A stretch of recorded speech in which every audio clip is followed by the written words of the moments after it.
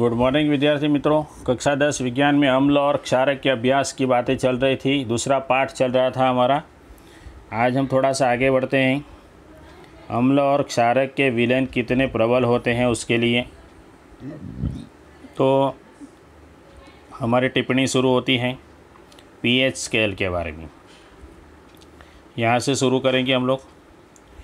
किसी विलयन में उपस्थित हाइड्रोजन आयन की सांद्रता ज्ञात करने के लिए एक स्केल विकसित किया गया है जिसे कहेंगे पीएच स्केल, जिसमें पीएच में पी जो हैं वह सूचक हैं। इसे पुषांश यानी पोटेंस कहेंगे। यह एक जर्मन शब्द है जिसका अर्थ होता है शक्ति। इस पीएच स्केल से सामान्य रूप से यह पीएच स्केल जो है शून्य से लेकर शुरू करके 14 तक पीएच को ज्ञात कर सकते हैं। साधारण पीएच को एक ऐसी संख्या के रूप में देखना चाहिए जो किसी विलयन की अम्लता अथवा क्षारकीयता को दर्शाते हैं। हाइड्रोनियम आयन की सांद्रता जितनी अधिक होगी उसका पीएच उतना ही कम होगा। किसी भी उदासीन विलयन के पीएच का मान हमेशा 7 होता है। याद रखिए, उदासीन विलयन के पीएच का मान हमेशा 7 होता है। यदि पीएच स्केल में किसी विलयन का मान यदि 7 से कम है तो वह अम्लीय विलयन होगा और 7 से अधिक है तो वह क्षारकीय विलयन कहलाता है। और यह किसी पीएच का मान यदि 7 से आगे बढ़ेगा 14 तक तो उस विलयन में हाइड्रोक्साइड यानी OH- की सांद्रता में वृद्धि को दर्शाता है, अर्थात यहाँ क्षार की शक्ति बढ़ गई है। सामान्य रूप से पीएच सार्वत्रिक सूचक अंतर्भारित पेपर द्वारा ज्ञात किया जाता है। तो यहाँ तक पीएच की बात हो गई हमारी। पीएच के बाद हमारे पास सवाल है प्रबल अम्ल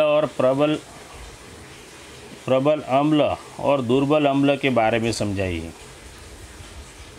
तो हमने देखा कि अम्ल तथा क्षारक की शक्ति विलयन में क्रमशः H+ यानी हाइड्रोजन आयन तथा हाइड्रोक्साइड आयन की संख्या पर निर्भर करती है। यदि हम समान सांद्रता के हाइड्रोक्लोरिक अम्ल तथा एसिटिक अम्ल जैसे 1 मोलर विलयन लेंगे तो वह विभिन्न मात्रा में हाइड्रोजन आयन उत्पन्न करेंगे। अब यहाँ से परिभाषा शुरू होती है। अधिक संख्या में H+ यानी हाइड्रोजन आयन उत्पन्न करने वाले अम्ल को हम कहेंगे प्रबल अम्ल। उसी प्रकार अधिक संख्या में OH- आयन उत्पन्न करने वाले अम्ल क्षारक को हम प्रबल क्षारक कहेंगे। और कम H+ आयन उत्पन्न करने वाले अम्ल को दुर्बल अम्ल के लिए हमें ये आयन जिम्मेदार हैं। उसी प्रकार प्रबल क्षारक और दुर्बल क्षारक के लिए हमें इसको लेकर बनना है। यहाँ पे मैंने निशान किया हुआ है, दिख रहा है आप लोगों को। तो जब आप लोगों को अम्ल की परिभाषा बनानी है तो इसका उपयोग करना है, इसका, और क्षारक की परिभाषा बनानी है तो इसका उपयोग करना है। ठीक है, आगे चलते हैं। ये चारों सवाल इसके, ये 1, 2, 3 और चारों सवाल इसी के अंदर हैं। इन दोनों को लेकर बनाने हैं, आसानी से बन जाएंगे। आगे चलते हैं। दैनिक जीवन में पीएच का महत्व। हमारा शरीर 7.0 से 7.8 पीएच के परास के बीच कार्य करता है। जीवित प्राणी केवल संकीर्ण पीएच परास परिसर में ही जीवित रह सकते हैं। वर्षा के जल की पीएच का मान यदि 5.6 से कम हो जाता है तो वह वर्षा अम्लीय वर्षा हो जाती है। और इस अम्लीय वर्षा का जल यदि नदी में प्रवाहित होता है तो नदी के जल के पीएच का मान कम हो जाता है और ऐसी नदियों में जलीय जीवधारियों की उत्तरजीविता कठिन हो जाती है।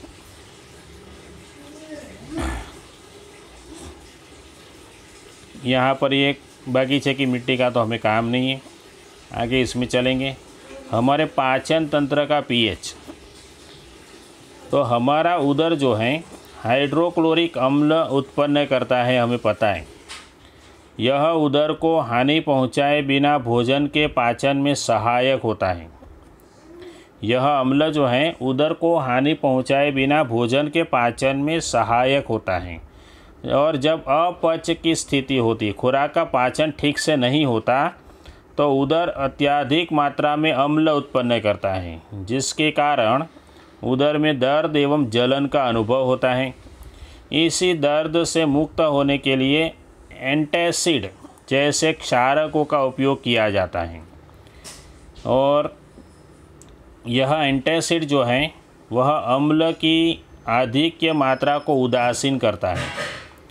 ऐसे दो उदाहरण हमारे पास हैं एंटासिड के। यह एक और है मैग्नीशियम हाइड्रोक्साइड यानी मिल्क ऑफ मैग्नीशिया।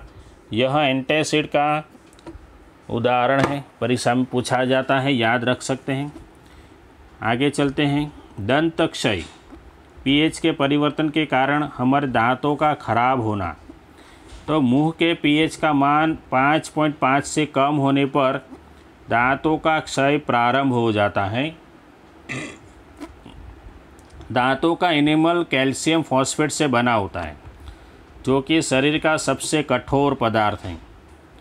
यह जल में नहीं घुलता, लेकिन मुंह की पीएच का मान यदि 5.5 से कम हो जाए तो यह संक्षारित हो जाता है। मुंह में उपस्थित बैक्टीरिया जो हैं वह भोजन के पश्चात मुंह में अवशिष्ट शर्करा एवं खाद्य पदार्थों का निम्नीकरण करके अम्ल उत्पन्न करते हैं मुंह के अंदर। इसीलिए तो पीएच का मान कम हो जाता है। भोजन के पश्चात मुंह साफ करने से इससे बचाव किया जा सकता है। और मुंह की सफाई के लिए क्षारकीय दंत मंजन का उपयोग करने से अम्ल की आधिक्य मात्रा को उदासीन किया जा सकता है, जिसके परिणाम स्वरूप दंत क्षय यानी दांतों का खराब होना उसे रोका जा सकता है। पशु और पौधों में भी देखते हैं तो मधुमक्खी का डंक एक अम्ल छोड़ता है, जिसके कारण दर्द एवं जलन का अनुभव होता है। डंक मारे गए अंग में यदि बेकिंग सोडा यानी खाने का सोडा जैसे दुर्बल क्षारक लगाएंगे तो वहाँ पर हमें आराम मिलता है। नेटल की बात करते हैं, यह एक कीड़ा होता है। इसके डंक वाले बाल मेथेनोइक अम्ल छोड़ते हैं, जिसके कारण जलन वाले दर्द का अनुभव होता है। यह बात होगी पीएच की बात।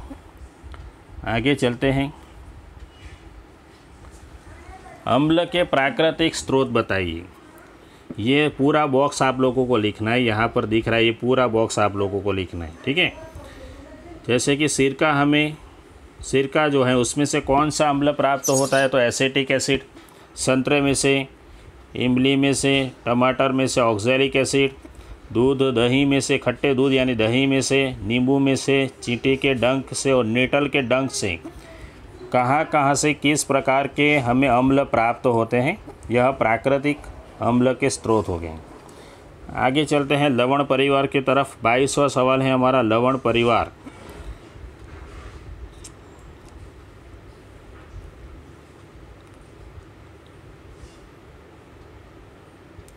तो ये कुछ लवण के सूत्र हैं हमारे पास। लवण के सूत्र पोटेशियम सल्फेट, सोडियम सल्फेट, ये सभी सूत्र आप लोगों को लिखने हैं।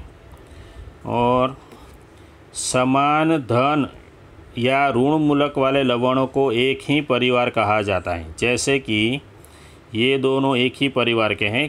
कौन से परिवार के हैं, तो सोडियम लवण का परिवार। ये दोनों जो हैं वह क्लोराइड लवण के परिवार। तो ये सोडियम लवण परिवार की बात हो गई। आगे चलते हैं।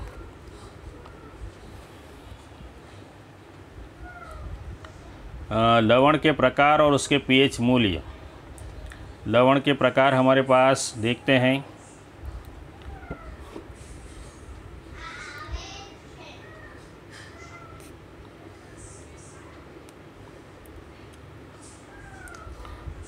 प्रबल अम्ल एवं प्रबल क्षारक के लवण, ये पहला प्रकार है। प्रबल अम्ल एवं प्रबल क्षारक, इस लवण के पीएच का मान 7 होता है तथा ये उदासीन होते हैं। दूसरा प्रकार है प्रबल अम्ल एवं दुर्बल क्षारक, जिसके पीएच का मान 7 से कम होता है तथा ये अम्लीय होते हैं। तीसरा प्रकार है प्रबल क्षारक एवं दुर्बल अम्ल, इसके लवण के पीएच का मान 7 से अधिक। तो 7 होता है, 7 से कम होता है और 7 से अधिक किसका मान होता है, ये तीनों प्रकार याद रखने हैं। आगे चलते हैं। खनिज नमक, खनिज नमक समझाना है हमें।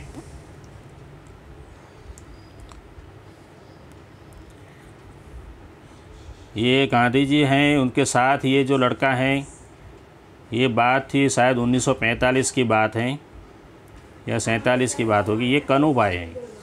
कन्हू भाई पढ़ लिख कर अमेरिका में नासा में नौकरी किए थे।